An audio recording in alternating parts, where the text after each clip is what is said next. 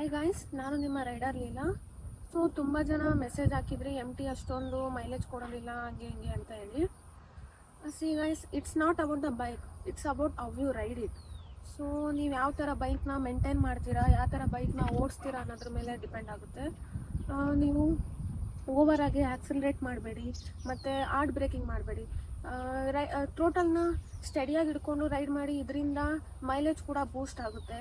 ಆಮೇಲೆ correct air ಪ್ರೆಷರ್ನ correct tyre ಪ್ರೆಷರ್ನ ಮೇಂಟೈನ್ ಮಾಡಿ. ಎವ್ರಿ ವೀಕ್ಲಿ ಒನ್ಸು ನೀವು ಏರ್ ಪ್ರೆಷರ್ನ ಕಡೆ ಗಮನ ಕೊಡಿ. ಆಮೇಲೆ ಏನಾದರೂ ಲೋ ಏರ್ ಪ್ರೆಷರ್ ಇದ್ದರೆ ಅದರಿಂದನೂ ಕೂಡ ಇಂಜಿನ್ಗೆ ವರ್ಕ್ಲೋಡ್ ಜಾಸ್ತಿ ಆಗುತ್ತೆ, ಅದರಿಂದನೂ ಭಾಳನೇ ಫ್ಯೂಯಲ್ ಕುಡಿಯುತ್ತೆ. ಚೈನ್ ಲ್ಯೂಬು ಮತ್ತು ಕ್ಲೀನಿಂಗ್ ಕಡೆನೂ ಗಮನ ಕೊಡಿ. ಎವ್ರಿ 200 to 400 ಕಿಲೋಮೀಟರ್ಸು ಚೈನ್ನ ಕ್ಲೀನ್ ಮಾಡೋದು, ಲೂಪ್ ಮಾಡೋದು ಮಾಡಿ. ಏನಾದರೂ ಡ್ರೈ ಚೈನ್ ಇದ್ದರೆ ಅದರಿಂದ ಹೆವಿ ಮೋರ್ ಫ್ರಿಕ್ಷನ್ ಕ್ರಿಯೇಟ್ ಆಗುತ್ತೆ, ಅದರಿಂದನೂ ಕೂಡ ಮೈಲೇಜ್ ಡ್ರಾಪ್ ಆಗುತ್ತೆ ನಿಮ್ಮದು.